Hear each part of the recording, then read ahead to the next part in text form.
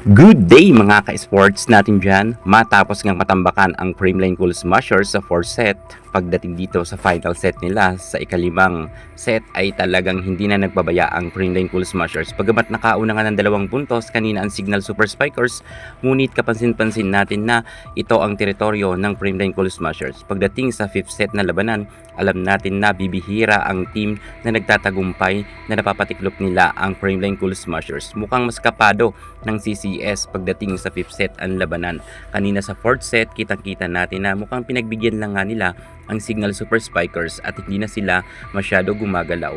Pero ngayong 5th set, kitang-kita naman natin na pahirapan na maka-score ngayon si Vanny Gandler at itong si Erica Santos. At kitang-kita rin natin na ang ating Queen Darna Gemma Galanza, Tots Carlos at MB Fons ay nagtutulong-tulong talaga kasama nga ng matinik rin na libero natin na si Kayla Atienza. Dahil nga dito, putong-putong nga sa kanya ang mga malalakas na hampas ni Erica Santos. At kitang-kita natin na nakafocus na ngayon ang ating Queen Darna Gemma Galanza sa laban nila sa 5th set. Bagamat dito ay nagkaroon ng momentum ang Signal Super Spikers dahil minsan nakakauna nga sila ng 1 puntos, 2 puntos, pero hindi talaga dito nagpadaig ang ating Queen Darna Gemma Galanza. Nagpakitang gilas nga ang nasabi nating Creamline Cool Smashers pagdating sa 5th set.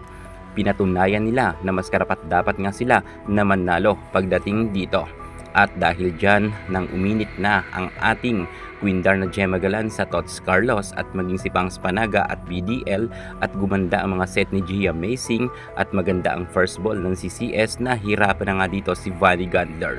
Kahit sobrang focus ni Vanny Gandler na magkaroon siya ng scores at naging maangas nga siya sa loob ng court, pero hindi nga sila nagtagumpay kasama nga ni Erica Santos na palangiti ng nasa 4th set dahil akala nila kaya na nila ang Creamline pagdating sa final set, pero hindi nga dito ang Creamline magpapadaig.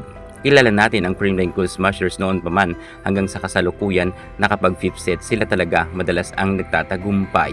Mukhang dinaga ang mga ibang players ng Signal Super Spikers dahil sa labanan ngang ito sa 5th set ay tila ba natameme sila, natambakan nga sila, nagtapos nga ang kanilang laban sa 15 at 10. Grabe mga ka-sports natin dyan. Kitang-kita natin na ang Creamline Cool Smashers maganda talaga. Si Kayla Atienza ang kanyang mga depensa at nagdoble effort rin ang CCS pagdating sa 5th set. Dito ay hindi na talaga nakaporma ang sabi natin mga Spikers, ang Signal Super Spikers. Mapapansin natin na si Tin Tiamson ng 4th set ay uminit ang kanyang galawan sa loob ng court, pero ng 5th set tila ba natameme na ito at hindi nga ito nagkaroon ng punto. Si Gandler lang talaga at si Santos ang namamayagpag pagdating dito sa nasabi nating Signal Super Spikers. At syempre dahil nga dito panalo na nga ng 11 gold ang Creamline Cool Smashers. Kitang-kita natin na talagang ang Creamline ay ipinamalas nila ang kanilang angking kagalingan. Ngayon, nasaan na ang mga bashers ng Creamline Cool Smashers? Madalas ngayon ay nag-iiyakan na naman ang mga bashers ng CCS. Alam naman natin na gustong-gusto nga ng mga kritiko ng Creamline na matalo sila ng Signal para magkaroon nga sila ng 3rd game, pero hindi na nga pumayag ang CCS dito. Champion na ang Creamline Cool Smashers. Nasaan na ngayon yung mga bashers na nagsasabi na laos na ang Creamline? Kitang-kita naman natin kanina na no match nga ang naging labanan nila pagdating sa 5th set.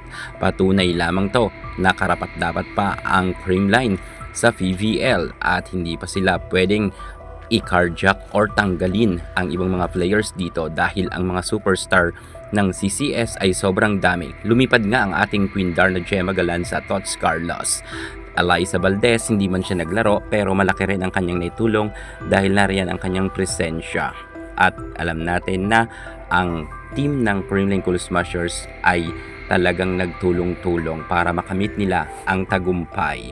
Mga bashers ng CCS ngayon ay nagsisitago na at alam ko malungkot sila ngayon dahil nanalo ang CCS, pero para sa mga fans ng Creamline, masaya kami dahil nakamit ng Creamline Cool Smashers ang 11 gold medal nila pagdating sa PVL. Nabalik nila ang kanilang corona. At sobrang saya ngayon ng mga fans ng CCS dahil eto na, muli na naman namamayagpag sa PVL ang kanilang hinahangaan na ka-team Good Vibes.